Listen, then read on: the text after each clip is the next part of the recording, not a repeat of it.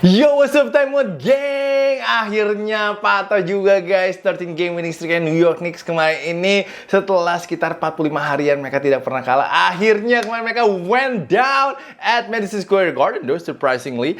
Di mana San Antonio Spurs berhasil menghindari ketinggalan 0-3 di NBA Finals setelah mengalahkan New York Knicks 115-110 di game ketiga NBA Finals kemarin ini. Dan wow, belum ada home team yang menang sama sekali guys di 3 game ini. Gila, what is home court advantage guys? What is home court advantage right now? Dan ini kedua kalinya dalam sejarah NBA terjadi di mana all road teams memenangkan 3 game pertamanya di NBA Finals. Yang pertama terjadi itu di tahun 93 saat Bulls ketemu dengan Phoenix Suns. Tapi di game keempat akhirnya Bulls bisa memenangkan game di home-nya. Jadi kita lihat nih besok pagi nih, apa kira-kira Knicks bisa menjadi tim pertama yang menang di home-nya? Patut ditunggu. Tapi gue ada statistik yang menarik nih untuk tentang Spurs ya. Jadi fans Spurs harusnya lebih optimis sih menuju game berikut-berikutnya. Ntar gue akan kasih tahu di akhir video. Tapi we got ourselves a series though guys. Finally, gila, gue lega banget sih. Akhirnya Spurs tidak akan kena sweep. Itu juga lebih lega lagi saat Charles Barkley udah yakin banget ya, kayak kasih guaranteed kalau Spurs akan kena sweep. Jadi itu kenapa gue ada secerca harapan kayaknya nih bisa panjang nih seriesnya, karena Charles Barkley jinxnya nggak ada obat sih guys, asli. Tapi atmosfernya Madison Square Garden main kok main agak B ya. Gue expect lebih pecah lagi main ini, lebih kayak berisik lagi. Tapi kayaknya mungkin tiketnya dijual-jualin nih, kayak di resale ya sama yang season ticket holdernya. Jadi banyak kan mungkin orang yang mau spend kayak 200 juta rupiah untuk nonton basket 3 jam. Jadi mereka mungkin lebih cool, lebih chill. Tapi menurut gue kemarin kayak kurang aja. Malah yang lebih pecah yang di luar ya. Tapi itu nyebelin banget sih. Menurut gue kemarin tuh kelakuan fansnya Knicks yang di luar lapangan agak mengkhawatirkan sih menurut gue. Apalagi yang di Bryant Park mereka ada watch party. Kayaknya tuh orang yang pakai jersey Spurs tuh either dirobek jersinya atau mungkin dipukulin, gue gak ngerti sih. Tapi ada berapa orang main udah di arrested di Bryant Park. Sangat disayangkan banget sih hal seperti ini terjadi, karena kita tahu ini basketball at its finest right now. Kita sebagai fans NBA tuh pengen banget enjoy NBA Finals, apalagi di Amerika ya. Mereka beruntung banget, mereka juga bisa ngerasain langsung kan vibes-nya di sana. Apalagi warga lokal Knicks ya, warga lokal New York tuh udah 27 tahun belum masuk final lagi. Jadi harusnya tuh mereka lebih kayak respect to each other lah, jangan kayak kampungan gitu lah. Gue jadi kayak sebel banget gitu ngeliatnya gitu. Aduh, makin rusuh pagi juga makin sebel ngeliat presidennya mereka si Donald Trump udah nonton di suite sama James Dolan, malah tidur guys. Malah tidur, kita ke kamera guys, kacau. Tapi hopefully nanti game keempat nggak ada rusuh-rusuh lagi, karena pemain-pemain Knicks sama pemain Spurs juga udah mengeluarkan statement. Jadi gue harapkan semuanya akan bisa lebih enjoy lah NBA Finals di New York. Karena New York lu tau lah fans mereka fanatik banget. Tapi kayak ya itu kelakuannya kadang-kadang lebay aja sih menurut gue sih. Karena juga kayak ada beberapa yang live streaming lah, ada yang mau buat konten lah. Jadi agak mengkhawatirkan sih kondisinya di New York ya. Tapi ya, like I said, menurut gue Madison Square Garden main gak sepecah mungkin kayak Paycom Center ataupun juga di Gainbridge ya, fansnya Indiana kayak lebih rame gitu. Jadi gue lihat game 4 gue penasaran sih gimana atmosfernya di sana. Tapi sekarang saatnya untuk bahas gamenya. Pertama, of course kita harus kasih kredit dulu kepada San Antonio Spurs yang memulai game dengan super confident kemarin ini setelah kalah nyesek 2 kali di home-nya mereka, terutama di game kedua di mana of course kalian tahu ada blundernya, nggak time out, lalu turnover, selalu ini itu. Jadi gue kemarin sangat impressed banget dengan para pemain Spurs yang sangat tenang banget di awal game, dan mereka executed their game plan di mana kita tahu mereka pengen Wemby langsung aggressive attacking the paint. I think di babak pertama atau di kuarter pertama itu banyak banget yang Wemby itu langsung dapat bola alley-oop lah, ataupun juga ada sekali dia tangkap 3 point di fake, lalu akhirnya juga dia nge-score di paint. Jadi I like main aggressiveness-nya Wemby sih. Dia udah tahu dia harus ngapain main di kuarter 1. I think almost all of his touches di first half juga semuanya di paint area sih. And of course yang jadi pantauan selalu adalah first half Wemby, right? Dimana game 1, game 2 total mereka dia cuma 16 poin di first half, tapi kemarin ini dia bisa langsung 15 poin. So Wemby nggak shook sama sekali, confidence-nya nggak hilang sama sekali setelah blundernya di game kedua. Dan ya juga pastinya di-trackin fansnya Knicks sih di hotel sih, gokil banget sih itu. Tapi I think main startnya Wemby itu menolong banget ya untuk New York Knicks. Dan untuk San Antonio Spurs. Kok gue ngomong salah mulu ya. Tapi San Antonio Spurs di 3 game awal ini selalu punya lead double digit juga, and of course kemarin ini di kuarter keempat juga jadi kunci, yaitu adalah Wemby selalu ada di lapangan, dia nggak di sub sama sekali. Mereka nggak harus suffer the Luke Cornet's minutes kemarin ini. Dan kenapa Wemby bisa main the whole quarter kemarin ini? Karena banyak review guys, banyak review sehingga ya Wemby bisa dapat banyak break aja sih, jadi dia nggak perlu keluar, and I think that was huge for the San Antonio Spurs. Wemby kemarin selesai dengan 32 poin, 8 rebounds dan juga 6 assist. Belum sesuai dengan tebakan gue, dimana gue expect-nya dia bisa 40 poin. Mungkin di game keempat, we'll see tomorrow. Tapi yang pasti kemarin ini kalau gue lihat selama series ini Wemby tuh apa ya, attempt-nya di dalam paint area itu selalu menanjak sih, selalu menanjak. Kemarin ini paling tinggi kemarin, yaitu 13 kali dia field goal attempt-nya di dalam paint area. Lalu juga average distance-nya semakin dekat. Semakin dekat tembakannya kemarin itu average-nya adalah sekitar 8,8 feet. Nembaknya Wemby di game ketiga, dan Wemby harus bisa konsisten sih, harus bisa konsisten berada di dalam paint area saat offense itu, karena akan membuat defense-nya Knicks kewalahan banget sih menurut gue. And gue seneng banget nonton series ini karena selama 3 game ini semua game-nya ketat banget.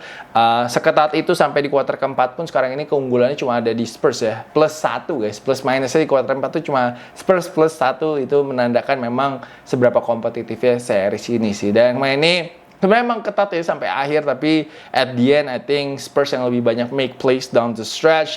Kemarin pas siaran gue gak tahu kenapa immediately ya gue merasa bahwa 3-pointnya Stephen Castle yang pas dia beat the shot clock, dia dioper sama Wemby kayak tinggal 1 detik kan, lalu ditembak sisa 0,4 detik. Itu menurut gue bisa aja menjadi tembakan yang gonna swung the series. Jadi itu ada satu tembakan biasanya bisa bikin kayak mental lawannya jatuh, tau gak sih? Jadi gue ngerasa 3-pointnya si Stephen Castle itu bisa jadi menjadi tembakan yang sangat penting banget kalau memang nantinya Spurs bisa menjadi juara ya menurut gue ya. Karena itu kemarin benar-benar kita nggak ada yang nyangka juga sih kalau Stephen Castle bisa masuk 3 poinnya sih, karena itu cukup jauh juga. And then it was last second banget, kaget juga, bola kaget lah, boleh bilang bola kaget dari Wemby, but hey, he calmly hits the 3-point shot. For me that was the biggest shot, walaupun gue tahu setelah itu ada De'Aaron Fox yang step back di depannya OG Anunoby dan juga Cat. That was really cold. Apalagi kita tahu juga De'Aaron Fox struggle the whole game mainin dengan tembakannya, but hey, that's why he's like one of the clutchest players right in the NBA. And of course gue gak bisa lupa juga terakhir Stephen Castle hits 2 big free throws, itu ditonton sama semua dunia, itu satu dunia nontonin dia, itu pressure tinggi banget loh. Free throw terakhir si Stephen Castle, apalagi setelah si OG Anunoby sih, inget gue. I think OG Anunoby apa Jalen Brunson ya, kayak OG Anunoby yang 3-point di corner itu loh. Itu susah juga sih 3-point, tapi ya itu Castle menentukan sih main kemenangannya si San Antonio Spurs. Tenang banget sih for a second year guard. Itu tenang banget menurut gue. And Castle kan selesai dengan 23 points, 5 rebounds dan juga 5 assists, sedangkan De'Aaron Fox selesai dengan 12 points dan juga 8 assists.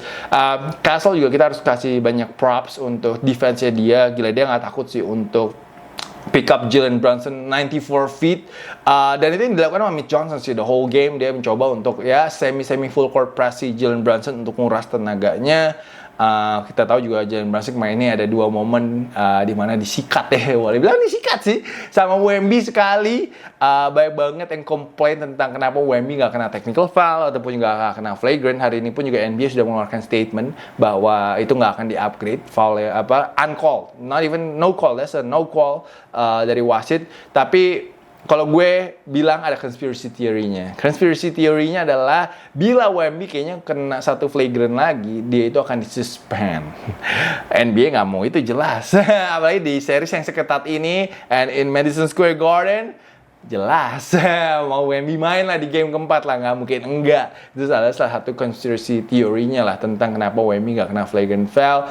And iya, tapi kalau menurut gue itu layak banget untuk di call flagrant si Wemby. I think it was uncalled for, kayak ya boleh dibilang agak jorok lah mainnya, dan mungkin masih ke bawah ya dari serisnya lawan Minnesota, lalu serisnya melawan OKC. Maybe Wemby masih nggak bisa control his emotion, tapi I think in the next game harus sih, nggak boleh sampai dia kejebak kena flagrant foul aja si Wemby ini. And of course sekali yang si Jalen Brunson ditabrak sama Stephen Castle itu pinggangnya kena ya. But this is the NBA Finals. Mungkin ada beberapa play yang wasit juga ya boleh gue bilang membiarkan lah ya, biar pemain yang decide the game, they don't wanna decide the game. Castle ini been doing a good job jagain si Brunson selama series ini. Brunson tuh nembaknya 5 dari 16 dan juga 6 turnover saat Stephen Castle yang menjaga dia di series ini. Tapi again, kemarin Jalen Brunson sama Anunoby doang di kuarter keempat yang showed up, and this is one of the reasons kenapa Knicks juga kalah ya, karena ya pemain-pemain lainnya pada choke sih di kuarter keempat sih kemarin ini. Walaupun gue tahu Mike Brown protes tentang free throws karena kalau nggak salah si Knicks itu cuma dapat 8 free throw in the second half, sedangkan si Spurs dapat 24 free throws in the second half. Tapi menurut gue ya itu mungkin bisa ngaruh, tapi lebih ngaruh lagi menurut gue adalah para pemain Knicks yang lainnya nggak ada yang show up di kuarter keempat, karena Brunson dan Anunoby combine untuk 18 dari 20 poinnya Knicks di kuarter keempat. Mereka berdua 6 dari 10 nembaknya, sedangkan pemain lainnya itu 1 dari 16. Dan hanya Mitchell Robinson yang bisa nyetak field goal di kuarter keempat selain Brunson dan Anunoby. Dan itu kenapa menurut gue mereka kalah sih kemarin ini. Pemain lainnya juga kalau nggak salah 0 dari 10 guys. 0 dari 10 3 poinnya, jadi I think pemain lainnya harus bisa bantuin si Brunson sama Anunoby sih di kuarter keempat. Michael Bridges pun juga kemarin caur banget mainnya. Dia 2 poin, 1 dari 5 setelah main 29 menit. Ini juga menurut gue sangat merugikan banget ya untuk New York Knicks. Tapi gue jujur kaget ya, kemarin gue baru tahu statsnya bahwa Cat itu belum pernah nyetak poin guys di kuarter keempat. Jadi selama 3 game ini dia cuma nembak 0 dari 6 di kuarter keempat. Itu menurut gue dikit banget sih. Sebagai pemain yang boleh dibilang second option in New York Knicks, I think Cat harus lebih aktif, harus lebih agresif sih di kuarter keempat sih. Nggak bisa sih 3 game 0. Aduh, pak gue milih dia lagi main untuk Finals MVP. Tapi gue udah tahu ternyata ya si Cat ini kurang diutilize lah, kurang diutilize di kuarter keempat, karena ini ada stats yang sangat absurd guys. Ada stats yang sangat absurd banget nih. Jalen Brunson selama ada di lapangan 110 menit di series ini, Knicks itu di outscore 13 poin oleh Spurs. Sedangkan saat Brunson off the court di luar lapangan selama 34 menit, Knicks malah plus 20. Apakah ini saatnya Mike Brown menurunkan sedikit menitnya Jalen Brunson? Karena actually the non-Brunson minute is pretty good. Malah mereka memenangkan game yang menurut gue di non-Brunson minutes menurut gue. Tapi we'll see. Walaupun memang kita tahu ya Knicks juga nggak bakal menang sih tanpa Jalen Brunson di 2 game pertama dengan tembakan-tembakan yang sangat clutch. Tapi menurut gue ya mungkin bisa aja save energinya Brunson for quarter 4 gitu loh, biar dia bisa bermain sebagai ya itu the most clutch player ataupun juga captain clutch for the Knicks. Cat malah jadi the best plus minus guy from the Knicks. Saat dia ada di lapangan di series, mereka itu plus 31. Dan saat dia di luar lapangan, they minus 24 saat lagi nggak ada si Cat di lapangan.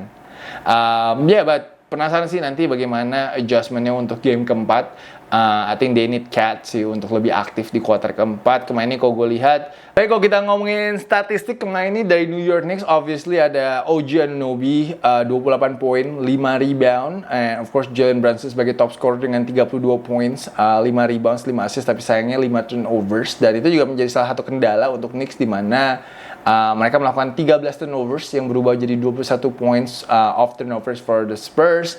I think menurut gue New York Knicks need to play Cat more sih. Oh, I can't wait for Game 4 besok pagi ini. Dan tadi statistik gue yang kasih tahu kalian, bad newsnya untuk fans Knicks adalah Spurs itu mainnya makin bagus guys dari game ketiga ke game ketujuh biasanya. Jadi rekornya Spurs adalah 10 kali menang dan 3 kali kalah di playoff saat mereka bermain di game ketiga sampai game ketujuh. Jadi harusnya fans Spurs masih optimis. Gue jujur pengen seriesnya menjadi 2-2 dulu sih besok ini sih, biar seru, biar makin menarik dan makin gak ketebak seriesnya pastinya. And kalau we could go for 7, why not, right guys? Biar kita bisa enjoy juga NBA Finals makin lama dan semakin panjang. But yeah, itu sih sedikit ulasan untuk game ketiga di timeout hari ini. Hopefully you guys enjoy. Semoga kalian dapat informasi baru.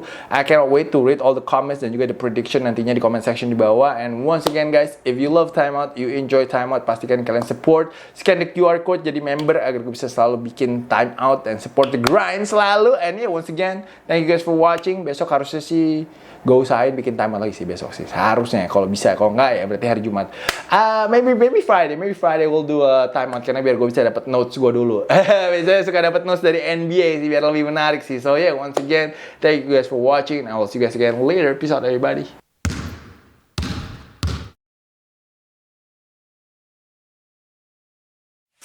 Please join my channel, guys.